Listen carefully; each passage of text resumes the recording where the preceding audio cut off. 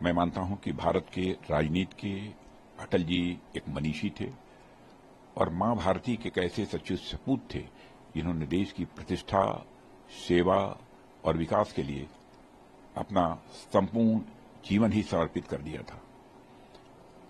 सभी जानते हैं कि सामाजिक जीवन में लोगों का आदर सम्मान प्राप्त करना आसान नहीं होता है और नेताओं के लिए तो मैं मानता हूं कि यह काफी दुर्लभ होता है।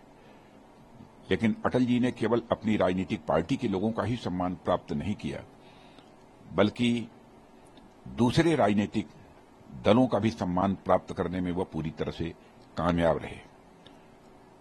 उनके साथ मेरा व्यक्तिगत रिश्ता रहा है, लंबे समय तक उनके साथ काम करने का मुझे अवसर भी प्राप्त हुआ है। जहां तक मैं उनको समझ पाया हूं, मैं कह सकता हूं कि वह जन्मजात एक कवि थे, ओजस्वी वक्ता थे, श्रेष्ठ चिंतक थे और काल्पनिक क्षमता के धनी थे।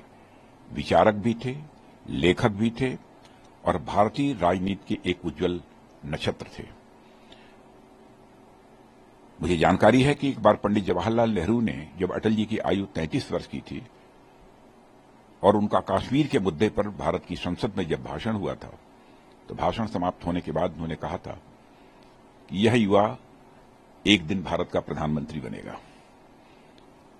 और मुझे यह भी जानकारी है कि संभवतः 1960 में जब रशियन प्रेसिडेंट उस समय के मिस्टर निकिता क्रुश्चेव आए हुए थे और लोगों का वो परिचय करा रहे थे जो विभिन्न राजनीतिक पार्टियों के नेता थे, तो परिचय कराते हुए अटल जी के बारे में उन्होंने कहा था कि यह नौजवान एक दिन भारत का प्रधानमंत्री बन सकता है। अटल जी ने सुशासन को मजबूत करने के लिए संविधान में भी संशोधन किए थे और एक संशोधन जो उन्होंने किया था वह minimum government and maximum governance से संबंधित था। मिनिमम गवर्नमेंट और मैक्सिमम गवर्नेंस की भावना से मंत्रिपरिषद के आकार को उन्होंने सीमित कर दिया था ताकि खर्च पर भी प्रतिबंध लगाया जाए और इस संशोधन ने दल विरोधी कानून के तहत जरूरी बदलाव भी किए ताकि भ्रष्टाचार पर लगाम लगाई जा सके और राजनीतिक स्थिरता को भी भारत में बल मिले, यह उनका उद्देश्य था।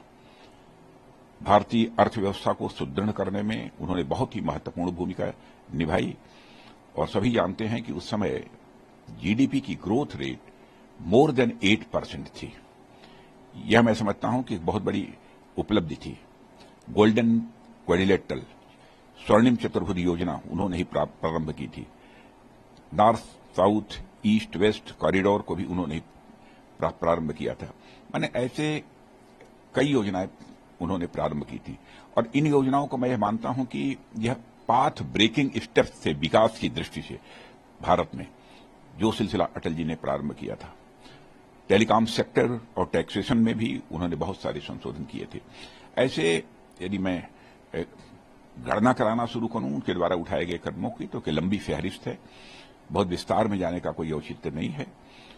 लेकिन मैं इतना ही कह सकता हूं कि उन्होंने समाज के सभी वर्गों की चिंता की। जैसे मैं यहां उल्लेख करना चाहूंगा कि एससी, एसटी, ओबीसी की जो लड़कियां होती हैं उनके लिए सुदूर ग्रामीण क्षेत्रों में भी एक कस्तूरबा गांधी बालिका विद्यालय भी उन्होंने प्रारंभ किया था। उसका परिणाम यह हुआ कि इस स्कीम के लॉन्च होने के बाद 4 वर्ष के अंदर ही स्कूल के बाहर रहने वालों की बच्चों की संख्या में 60% की 60% की गिरावट आई थी।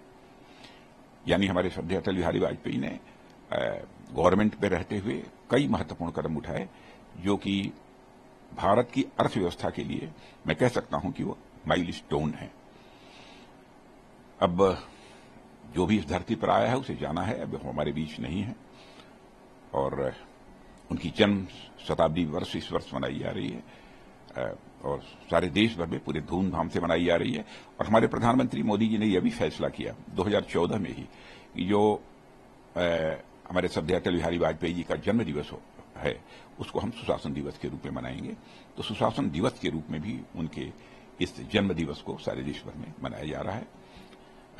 इस अवसर पर इससे ज्यादा कुछ न कहते हुए मैं उनके प्रति हृदय से श्रद्धा की अभिव्यक्ति करता हूं।